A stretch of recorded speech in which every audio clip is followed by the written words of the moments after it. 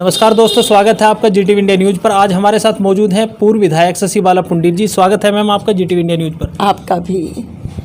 Ma'am, देश भर में किसान सड़कों पर हैं और सरकार के खिलाफ आंदोलन कर रहे हैं, इस पर आपकी क्या प्रतिक्रिया है? देखिए, ये हमेशा से एक धारणा रही है, बीजेपी कभी भी किसान मजदूर समर्थक नहीं रही है।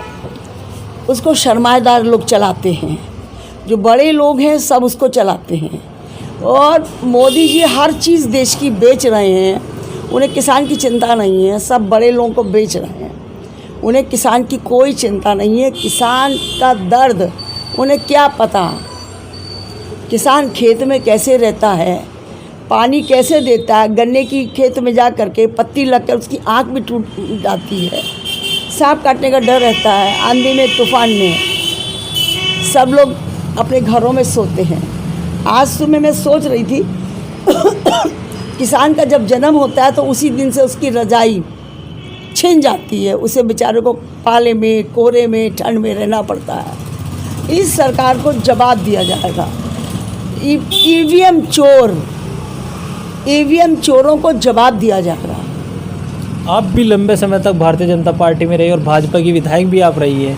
आप किसान विरोधी भारतीय जनता पार्टी को कह रहे हैं, आप भी भारतीय जनता पार्टी के सदस्य रही और एक किसान जाति से भी आपका ताल्लुक है। मैंने हमेशा बीजेपी में रह करके भी किसान रैलियाँ कराई हैं, चाहे गडकरी जी की हो, चाहे राजनाथ जी की हो। मैं राजनाथ जी का आज भी सम्मान करती हूँ, कल्याण सिंह जी का आज भी सम्मान करती हूँ। वो किसान की सोच के व्यक्ति थे। लेकिन भाजपा अब ऐसे लोगों के हाथ में है जो शर्माएदार हैं, जो बड़े गलत लोग हैं, उनके हाथ में भाजपा चली गई है।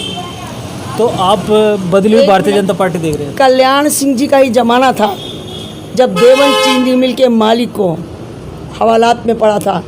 सहारनपुर सदर की हवालात में किसानों का पेमेंट ना करने के लिए कल्याण सिंह जी ने जेल में डाल दिया था टाटा बिरला के दामाद को। वो भाजपा थी। आज की भाजपा थोड़ी है कि हर मंत्री पैसा ले रहा है। चीनी मिल के यहाँ बिल्कुल गिरवी रख दिया अपना ज़मीर। चीनी मिलों में अपना ज़मीर गिरवी रख रखा है इन लोगों ने। 2022 के चुनाव के लिए सभी राजनीतिक दल तैयारी कर रहे हैं। आप समाजवादी पार्टी में, तो 2022 में आप क्या देख रहे हैं, क्या नतीजे रहेंगे? किसान का और आम पब्लिक का ध्यान बीजेपी से हट करके सारा ध्यान समाजवादी में है। जो ऊंचे लोग हैं, ऊंची जातियों के लोग हैं, उनका मानसिकता बदल चुकी है और पिछड़ी जाति की मानसिकता बदल चुकी है।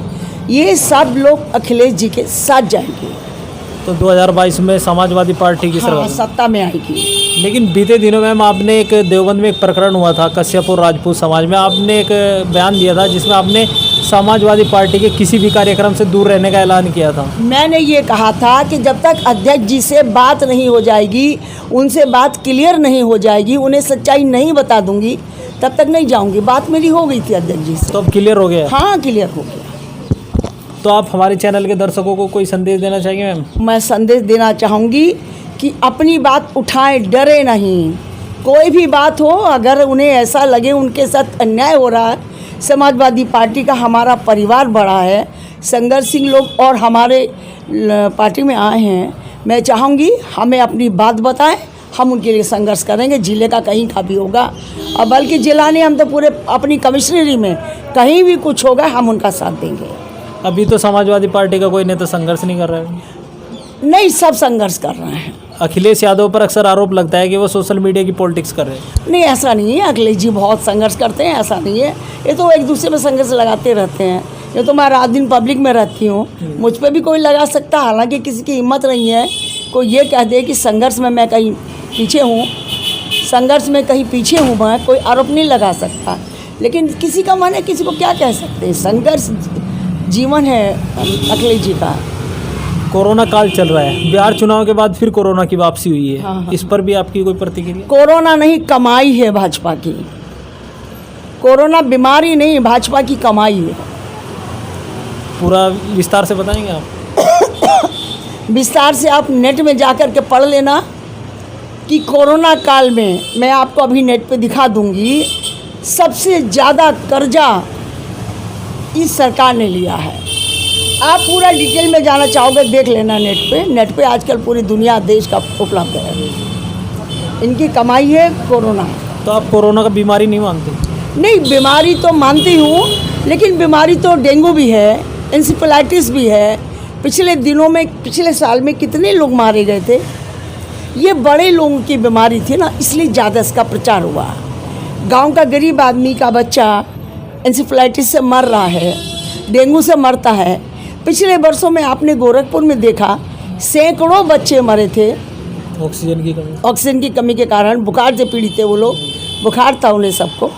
तो बीमारी तो सभी होती है, लेकिन मैं कोरोना के प्रति पब्लिक से ये कहना चाहती हूँ, अपना दिल और दिमाग मजबूत करें।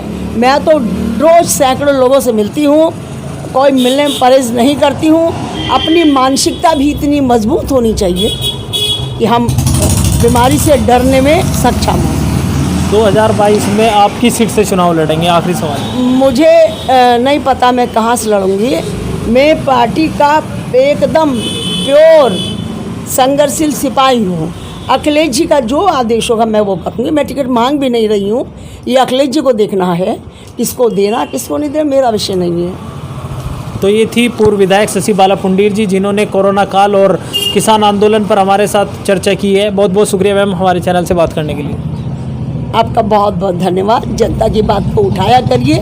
किसान मजदूर की बात को जितना मजबूती से उठाएंगे उतना ही आपका चैनल भी मजबूत बनेगा। शुक्रिया मैम। जय समाजवाद, जय समाजवाद।